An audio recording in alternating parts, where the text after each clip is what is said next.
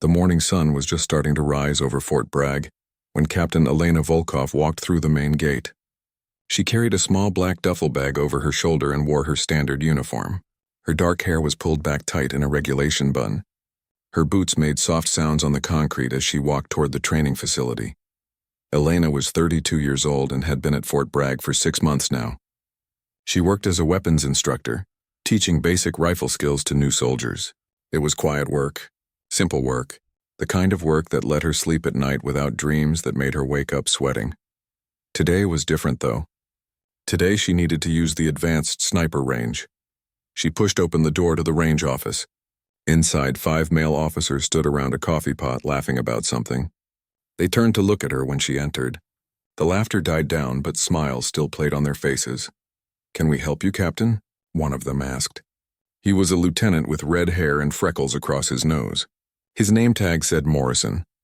"I need to request range time," Elena said. Her voice was calm and even. "The 1,000-yard range. This afternoon, if possible." Morrison exchanged glances with the other men. One of them snorted, trying to hold back a laugh. "The 1,000-yard range?" Morrison repeated. "Ma'am, are you sure you don't mean the 300-yard course?" "That's where we do basic rifle qualification." "I know what the 300-yard course is," Elena said. "I teach there 4 days a week. I need the 1,000-yard range." Another officer stepped forward. He was older, maybe 40, with gray starting to show at his temples. "Captain, the advanced range is reserved for scout snipers and special operations personnel. It's not really set up for standard qualification." Elena pulled out her military ID and her range safety certification. She placed them on the counter. "I have all the required certifications. I just need range time." The men looked at each other again. Morrison picked up her ID and studied it. "You're a weapons instructor," he said slowly, as if explaining something to a child. "You teach soldiers how to shoot at paper targets from 100 yards away. The advanced range is completely different." "I understand," Elena said. She kept her hands relaxed at her sides. Her face showed nothing, no anger, no frustration, nothing. "Look," Morrison said, his voice taking on a friendly tone that somehow made things worse. "Why don't you start with something more manageable? We have a pistol course running this afternoon, or maybe the 200-yard rifle range. Build up your confidence first." "I don't need to build confidence," Elena replied. "I need the 1,000-yard range." One of the younger officers actually laughed out loud this time. "This should be good," he muttered to his friend. Morrison sighed like he was dealing with someone very stubborn. "Ma'am, have you ever even fired a rifle at 1,000 yards before?" "Yes," Elena said simply. "When?" Morrison challenged. Elena paused for just a moment. "Before I came here." "Before you came here," Morrison repeated, his tone making it clear he didn't believe her. "So you're saying you have long-range sniper experience, but somehow you ended up as a basic weapons instructor?" Elena said nothing. She just kept looking at him with those calm, dark eyes. Morrison shook his head and turned to the armorer's desk where Sergeant Chen sat.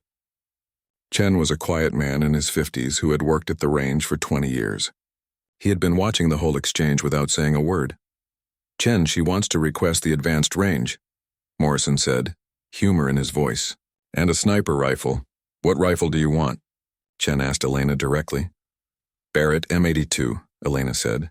50 caliber, and I'll need at least 20 rounds. The room went completely silent. The Barrett M82 was not a beginner's weapon. It was a massive rifle that weighed 30 pounds and could take down vehicles. The recoil alone could break an inexperienced shooter's collarbone. "You're joking," Morrison said flatly. "I'm not joking," Elena replied. Morrison looked at Chen.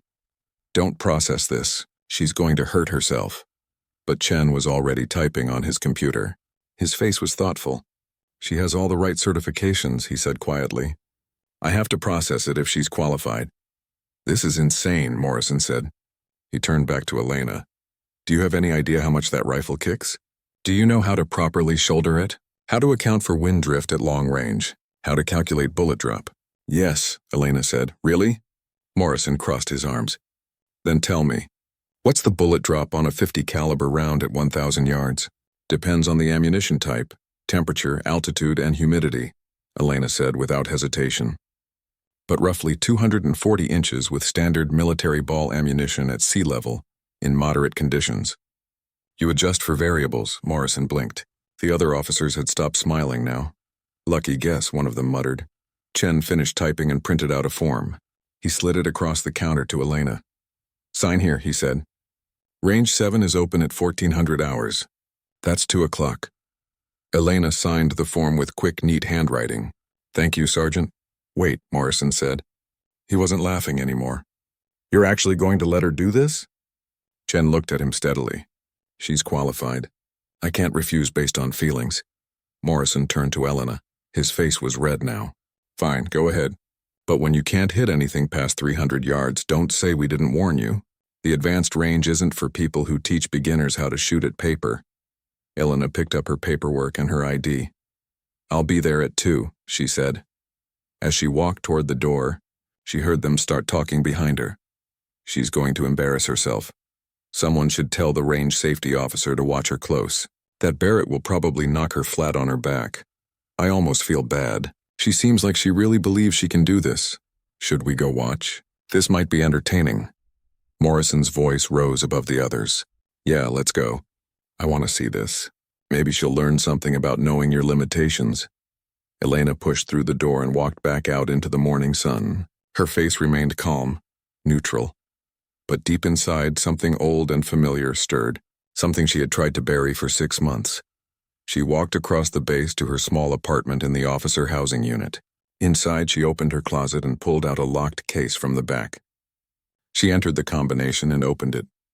Inside was a pair of shooting gloves worn smooth from use, a small notebook filled with calculations and notes, and a patch, unofficial, that she had never been allowed to wear on any uniform. The patch was black with a silver Talon mark across it. No words, no unit designation, nothing that would identify what it meant. Elena ran her finger across the Talon shape. She hadn't looked at this patch in 6 months, hadn't thought about what it represented. She had come to Fort Bragg to forget, to be normal, to teach simple skills to new soldiers and live a quiet life. But today they had pushed. They had laughed. They had assumed Elena closed the case and locked it again. She put it back in the closet. Then she lay down on her bed and set an alarm for 1:30. She needed to rest before this afternoon, not because she was nervous about shooting, but because she knew that once she picked up that rifle, once she let her training take over, there would be no more hiding. The old Elena, the one from before Fort Bragg, would come back. Just for an afternoon, just long enough to remind some cocky officers that assumptions could be dangerous. She closed her eyes and went to sleep. She didn't dream. She never dreamed before a shot. That was part of her training too. At 1:30, her alarm beeped. Elena got up, put on her shooting gloves, and picked up her duffel bag. Then she walked back out into the afternoon heat, heading for Range 7. Behind her in the range office, Morrison was gathering his friends. "Come on," he was saying. "Let's go watch the show. This is going to be hilarious." They had no idea what was coming. Range 7 sat at the far end of the training facility. It was away from the other ranges, built into a hillside where the backstop rose up high enough to catch 50 caliber rounds. The shooting platform was concrete with a metal roof to provide shade. Distance markers stretched out across the field at 500, 750, 1,000, and 1,500 yards. Elena arrived at exactly 2 o'clock. Sergeant Chen was already there, standing beside a gun case on the shooting bench. He nodded to her. "Rifles ready," he said. 20 rounds like you requested. Wind is coming from the east at about 8 miles per hour. Temperature is 86 degrees. "Thank you," Elena said. She set down her duffel bag and opened the gun case. The Barrett M82 lay inside, black and massive. It looked more like a small cannon than a rifle. The barrel was nearly 3 feet long, and the whole weapon stretched almost 5 feet from end to end. The scope mounted on top was larger than most rifles. Elena lifted it out of the case with easy, practiced movements. She checked the chamber, confirmed it was empty, then set it on the shooting bench. Her hands moved with quick efficiency, checking each part of the weapon: the bolt, the bipod legs, the scope mounts, the muzzle brake. Chen watched her. His eyes narrowed slightly. Those were not the movements of someone unfamiliar with the weapon. Those were the movements of someone who had handled this exact rifle hundreds of times. "You've shot this before," he said. It wasn't a question. "Yes," Elena replied. Before Chen could ask anything else, voices came from behind them. Morrison walked up with 4 other officers.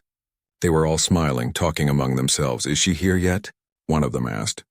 Then he saw Elena at the bench. "Oh, there she is." Morrison walked up to the platform. "Afternoon, Captain. Ready for your range time?" "Yes," Elena said.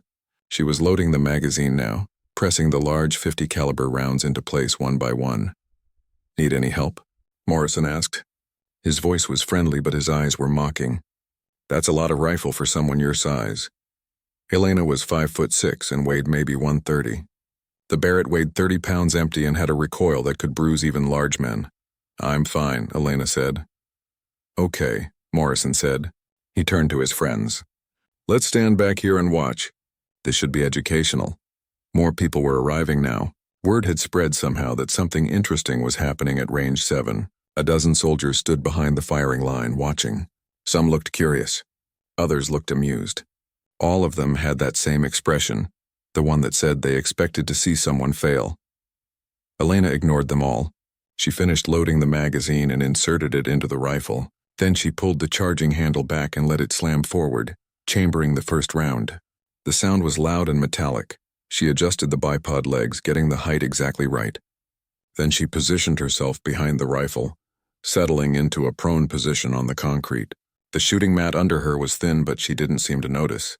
"What distance are you shooting?" Chen asked. 1,000 yards, Elena said. Her eye was already to the scope. Morrison laughed. "Of course. Go big or go home, right?" Elena made small adjustments to the scope. Click, click, click. The sound of the turrets turning was precise and mechanical. Her breathing slowed. Her body became very still. "Aren't you going to take some practice shots?" one of the officers called out. "Warm up the barrel.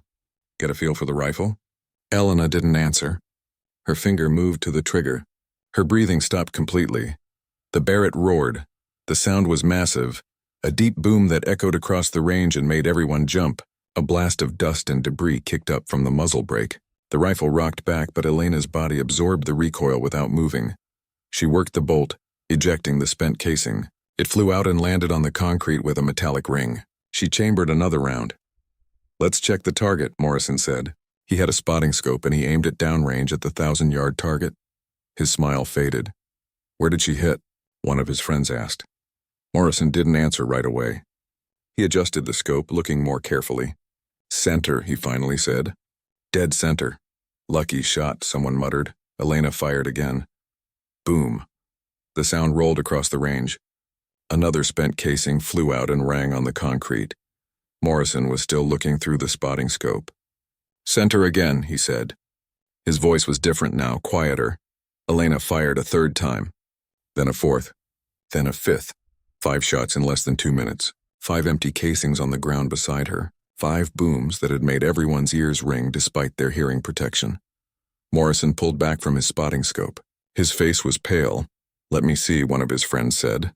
He grabbed the scope and aimed it at the target. "What is it?" another officer asked. "Did she miss?" "No," the man with the scope said slowly. "She didn't miss. She didn't miss at all." "Then what's wrong?" The man turned around. "All 5 shots are touching. The group is less than 3 inches." The crowd went silent. A 3-inch group at 1,000 yards was professional sniper level. Competition level. It was the kind of accuracy that required years of training and natural talent. "That's not possible," Morrison said. "Not without warm-up shots. Not on a rifle she just picked up." But Chen was looking at Elena with a strange expression. He walked over to the spotting scope and looked through it himself. He stared for a long moment.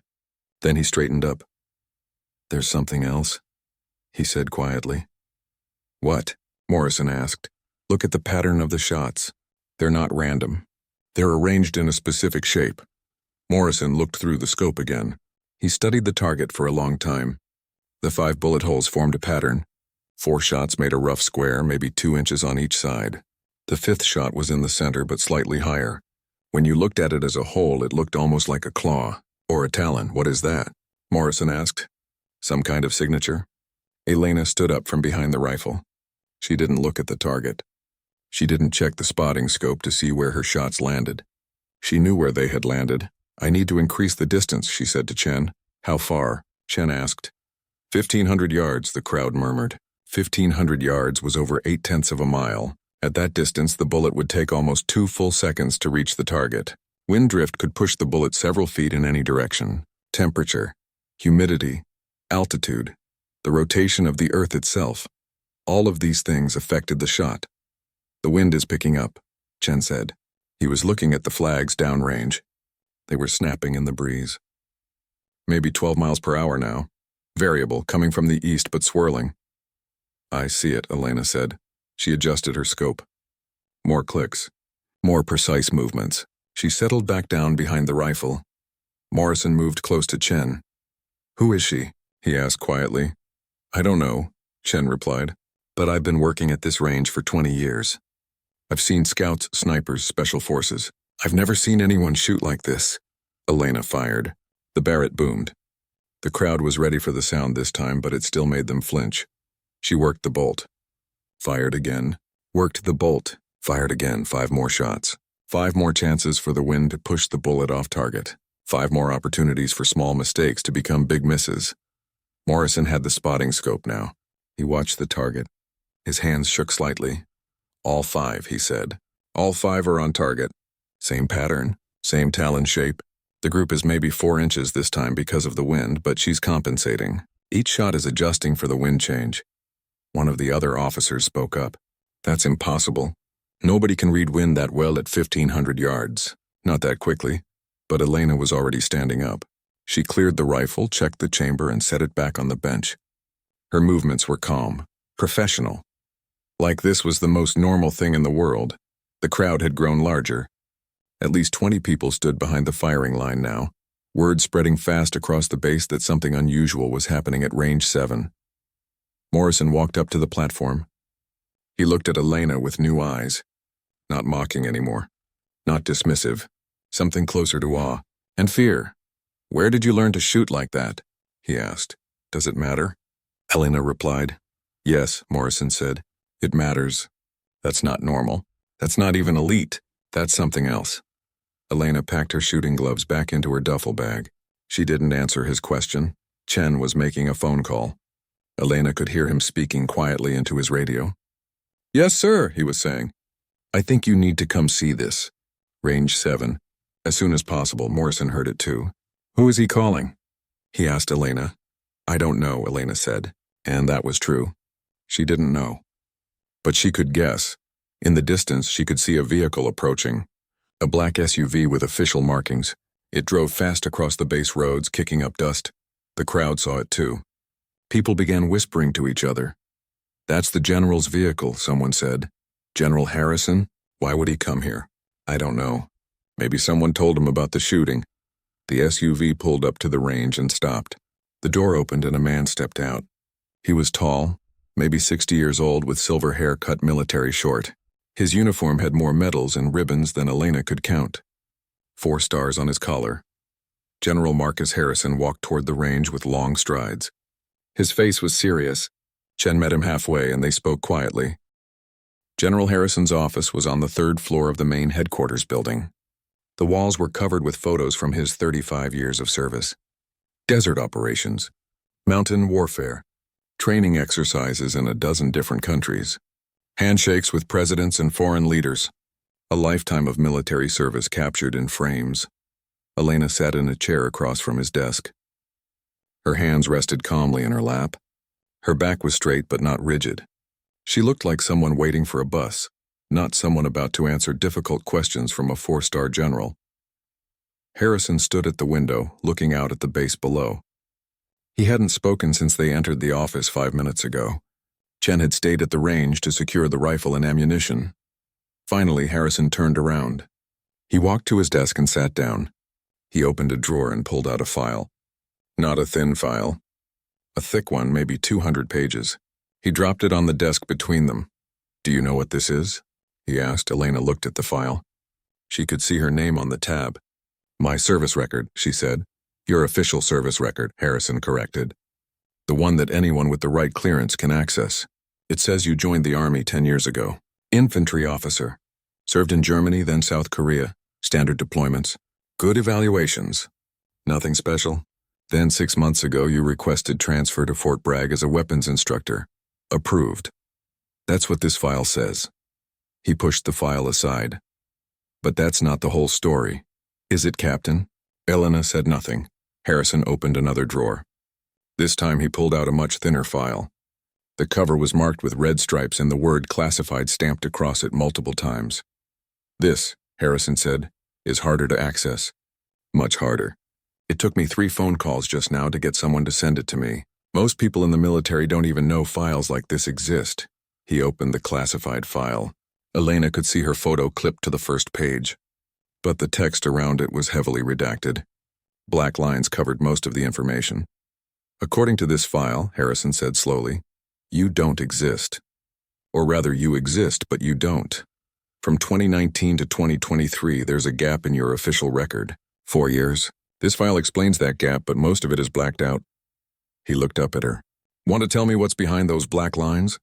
No, sir, Elena said quietly. Harrison leaned back in his chair. I didn't think so. But here's the thing, Captain. I don't need you to tell me, because I already know.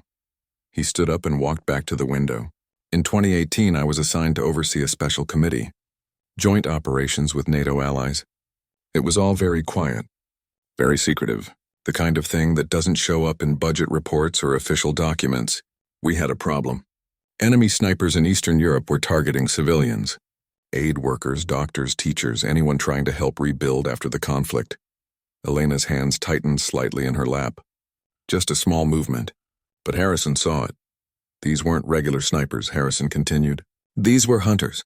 They knew what they were doing. They used terror tactics. They would wound someone instead of killing them, then wait for others to come help. Then they would kill the helpers too. It was effective, brutal. It made people afraid to help anyone. He turned back to face her. We needed to stop them. But we couldn't send regular military units. Too much political risk. Too many questions. So we created something else. Something that officially didn't exist. Black Talons, Elena said softly. Black Talons, Harrison confirmed. A joint counter-sniper unit. 12 operators total, pulled from different allied countries. The best of the best. Their mission was simple. Find the enemy snipers and neutralize them. They operated completely off the books. No official support. No recognition. If they got caught or killed, their governments would deny knowing them. He sat back down at his desk. I reviewed every candidate for that program. I approved every selection. And I remember you, Captain Volkov. You were the only woman selected. There were people who didn't want you. They said a woman couldn't handle the physical demands, the isolation, the pressure. But your test scores were perfect. Your psychological evaluations showed you had the right mindset. And when you shot for us during selection, he paused. You put 5 rounds through the same hole at 1,000 yards. In the rain, with wind gusting to 20 miles per hour. Elena met his eyes. I remember. I bet you do, Harrison said. We sent you to Poland. You worked with a British spotter named Davies. Quiet man, good at his job. For 4 years you two operated in areas where maps don't show borders anymore, where villages have been destroyed and rebuilt and destroyed again, where civilians die every day and nobody reports it because nobody cares. He pulled out another piece of paper from the classified file. According to this, you had 47 confirmed neutralizations. 47 enemy snipers eliminated. Each one of those neutralizations saved multiple civilian lives.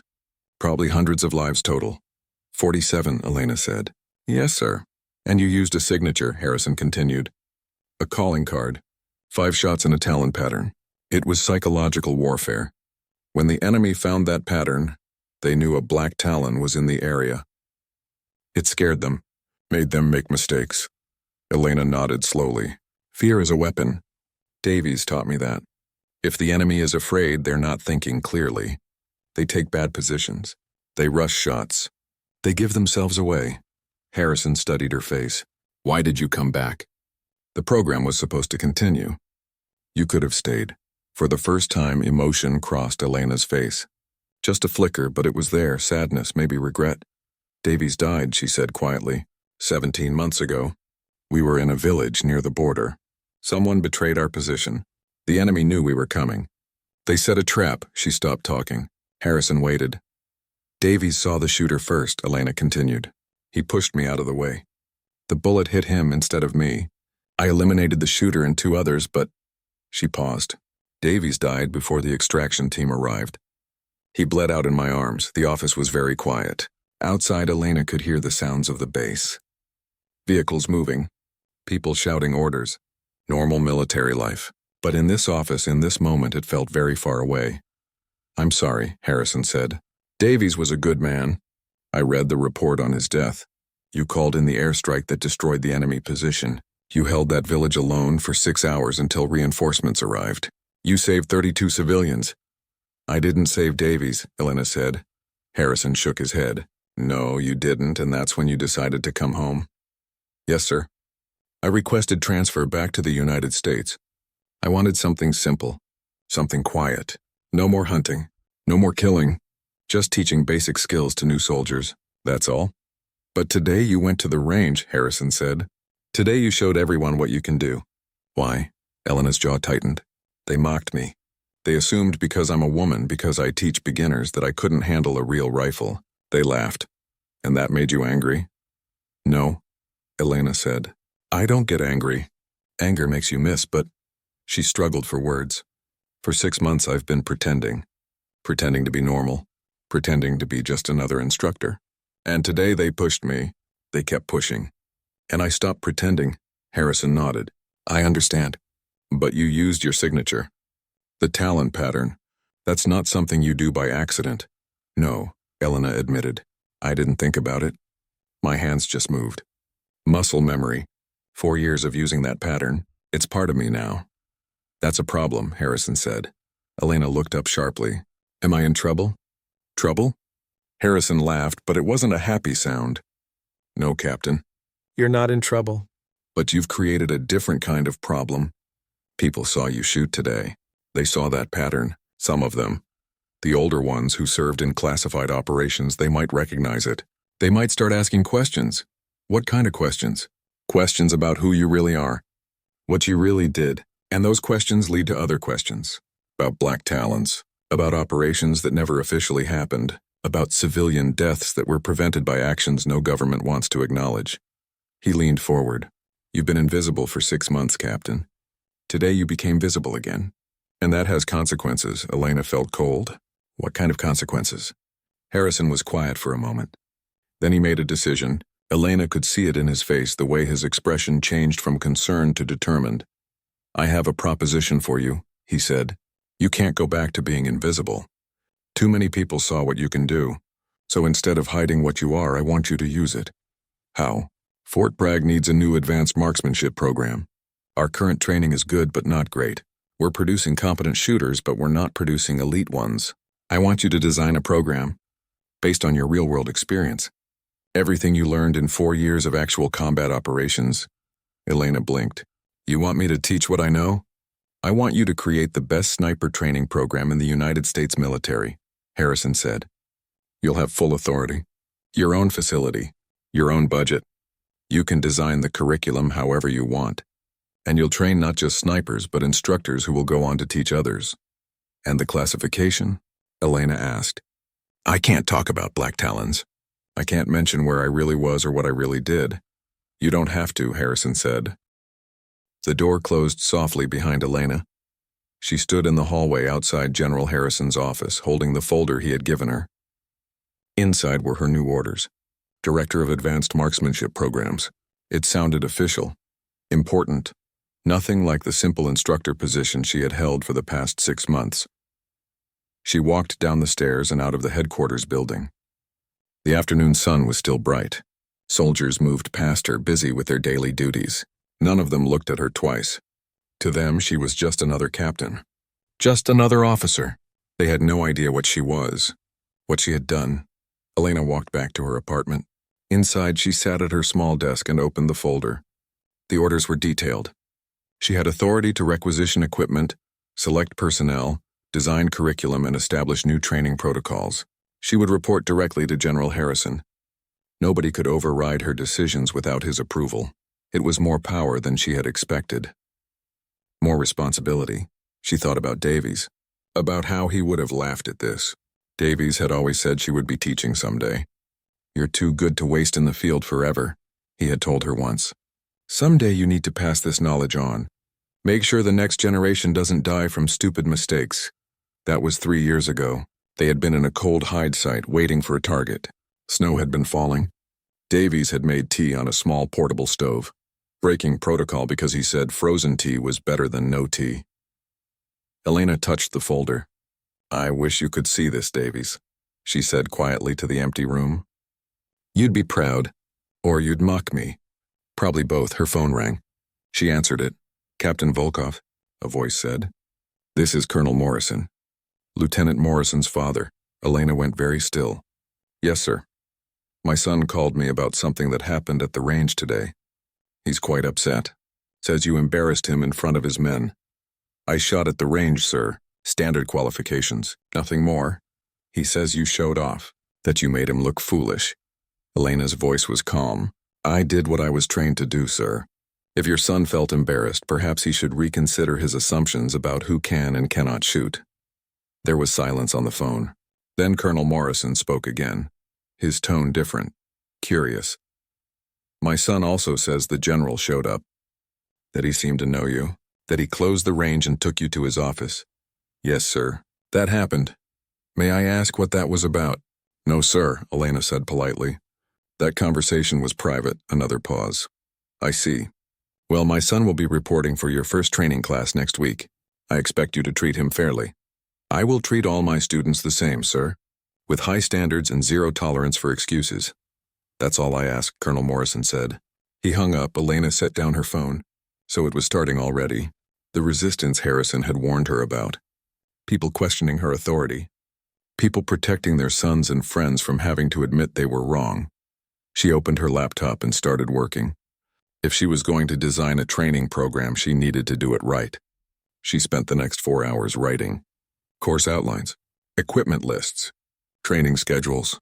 She drew on everything Davies had taught her, everything she had learned in 4 years of real operations.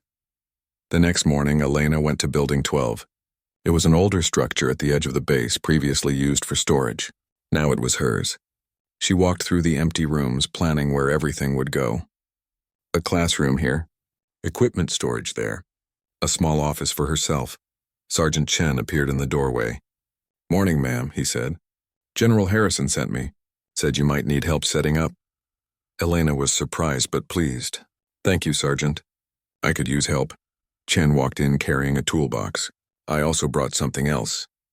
He reached into his pocket and pulled out a small object wrapped in cloth. He handed it to Elena. She unwrapped it. Inside was a patch, black background with a silver talon across it. The unofficial black Talons insignia. Elena stared at it. Where did you get this? I found it at the range yesterday, Chen said. After everyone left. It must have fallen out of your bag. Elena remembered the locked case in her closet. The patch inside. She must have been more distracted than she thought. Must have left her old gear bag at the range. I should turn this in, Chen said quietly. Ask questions about what it means. But I'm not going to do that. Why not? Chen looked at her steadily. Because 22 years ago I was a spotter. I served in operations that don't exist in any record books. I worked with people who did impossible things to keep civilians safe. And I know what this patch means, even though I've never seen one before. He paused. You were one of them.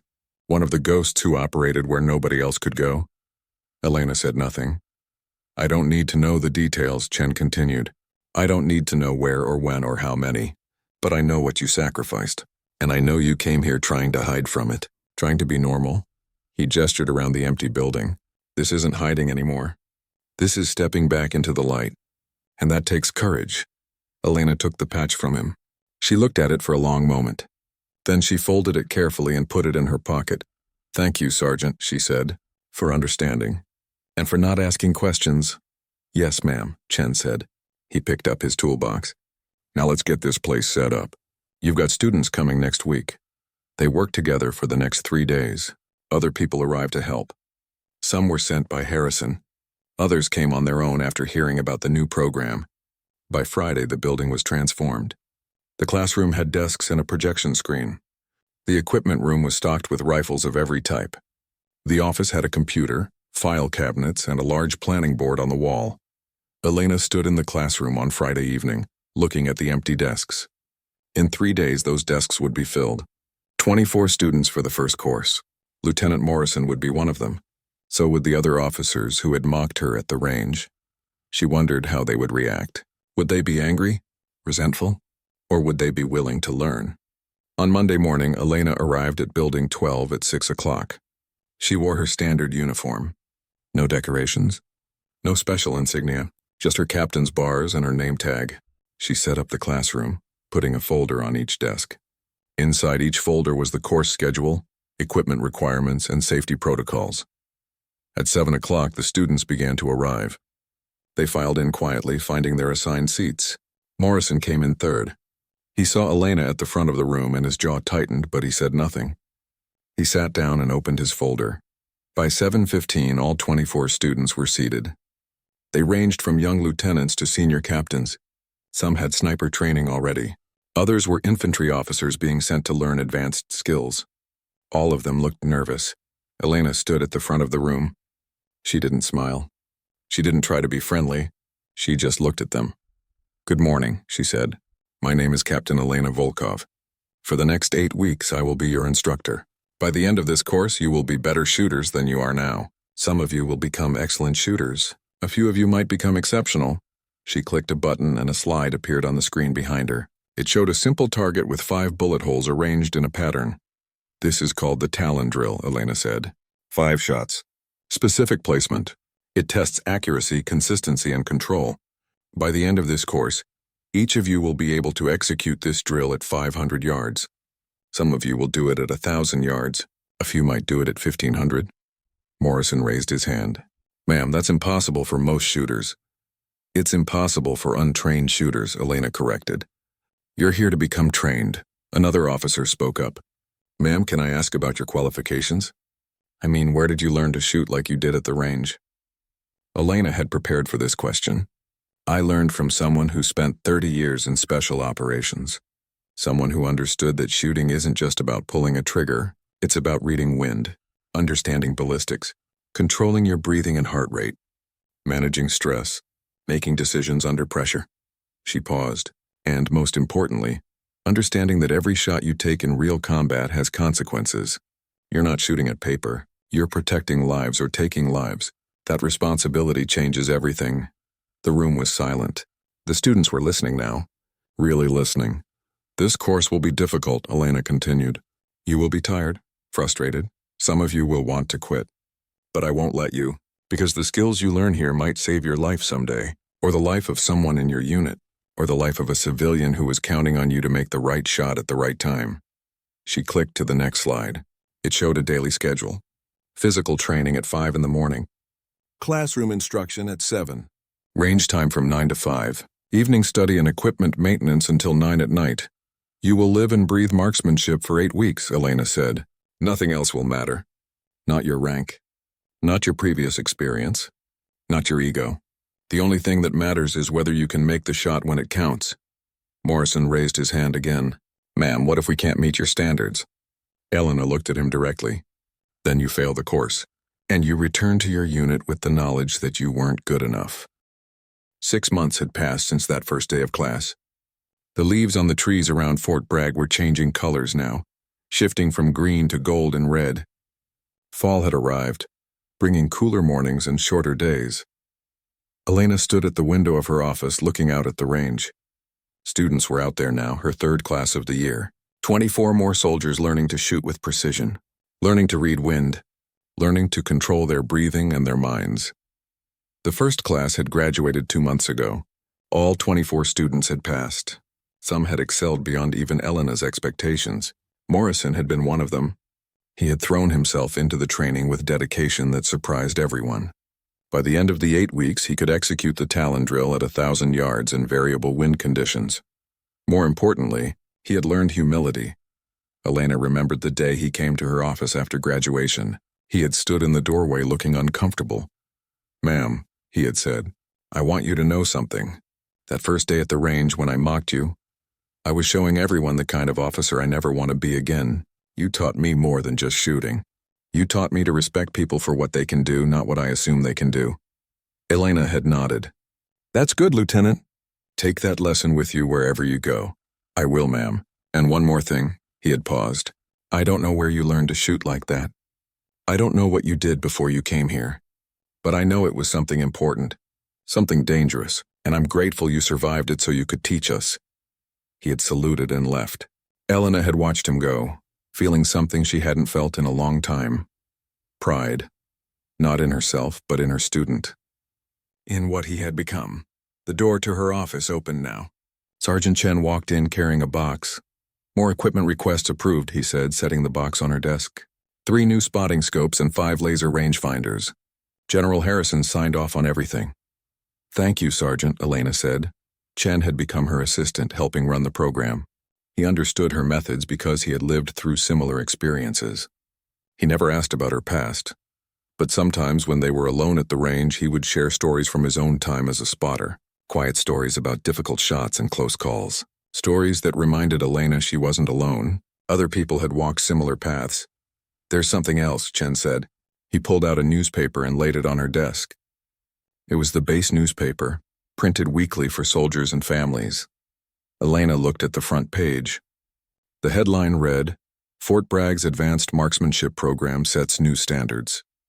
Below the headline was a photo of Elena standing with her first graduating class. In the article, General Harrison was quoted saying the program had exceeded all expectations and was being used as a model for other bases around the country. "You're famous," Chen said with a slight smile. "I don't want to be famous," Elena replied. "Too late. The program works. People notice. They want to know how you did it." Elena read through the article. It mentioned her teaching methods, the intensive training schedule, the focus on real-world applications instead of just target shooting. But it didn't mention where she had learned these methods. It didn't mention Black Talons or Davies or the 4 years she had spent in places that didn't exist on official maps. "At least they kept that part quiet," she said. "For now," Chen said. "But you should know there are rumors. Some of the older NCOs, the ones who served in classified operations, they're putting pieces together. They see how you shoot. They see your methods. They're starting to guess." Elena looked up at him. "What are they saying?" "That you're more than just an instructor. That you've seen real combat. That you've done things most soldiers only dream about or have nightmares about." Chen paused. "They don't know specifics, but they know you're the real thing." Elena walked to her file cabinet and opened the bottom drawer. Inside, wrapped in cloth, was the Black Talons patch Chen had returned to her months ago. She took it out and looked at it. "Davies would laugh if he could see me now," she said quietly. "He always said I was terrible at staying hidden. Said I was too good at what I did to stay invisible for long. Was he right?" Chen asked. "He was always right," Elena said. She put the patch back in the drawer and closed it. "But this is different. I'm not hiding anymore. I'm just choosing what to share and what to keep private." Her phone rang. She answered it. "Captain Volkov, this is General Harrison. Can you come to my office? There's someone here who wants to meet you." "Yes, sir.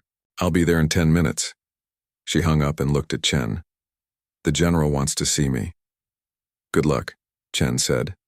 Elena walked across the base to the headquarters building, the same route she had taken 6 months ago when everything changed. She climbed the stairs to the 3rd floor and knocked on Harrison's door. "Come in," his voice called. She entered. Harrison was sitting at his desk, but he wasn't alone. A woman sat in one of the chairs across from him. She looked to be in her 60s, with gray hair and kind eyes. She wore civilian clothes but carried herself like military. "Captain Volkov," Harrison said. "This is Margaret Davies. She's come a long way to meet you." Elena felt her heart stop. Davies. The same last name. The woman stood and extended her hand.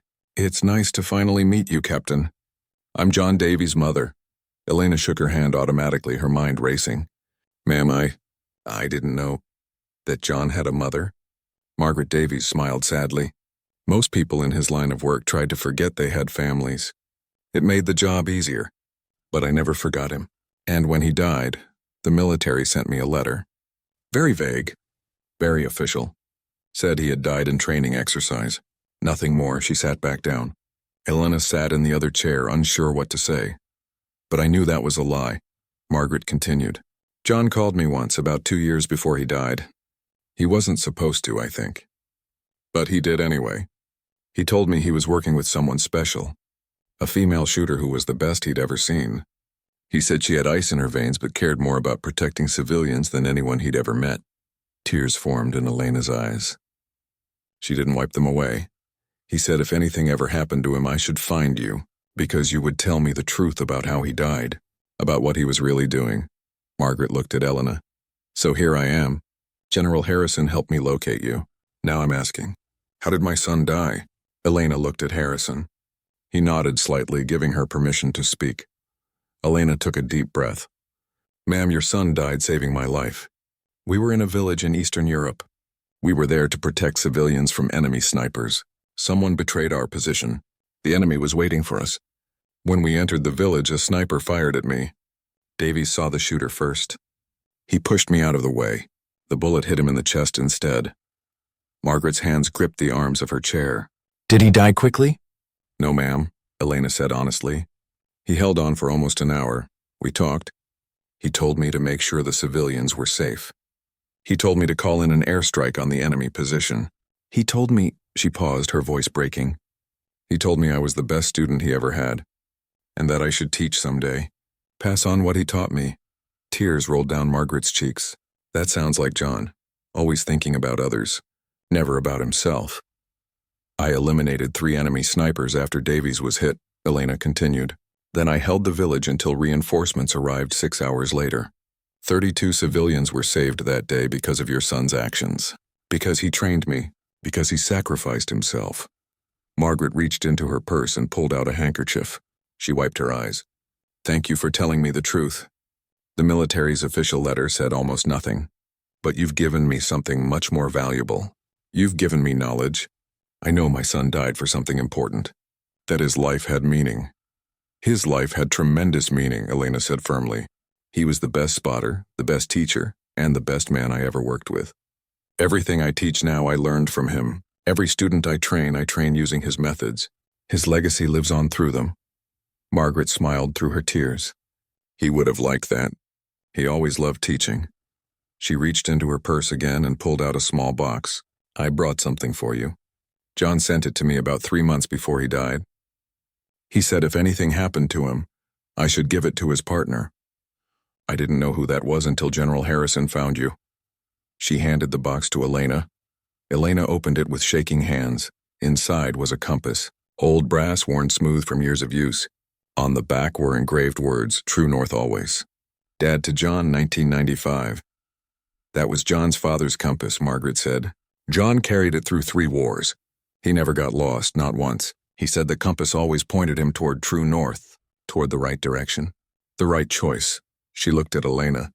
He wanted you to have it, because he said you were his true north. You reminded him why we do this work, why we risk our lives, because protecting innocent people is the right thing to do. Elena held the compass carefully. It was heavy and warm in her hand. She could imagine Davies holding it, checking their position before a mission, using it to navigate through dangerous territory. Thank you, she whispered. I'll treasure this. Use it, Margaret said. Don't just keep it in a drawer. John would want you to use it, to remember him every time you look at it.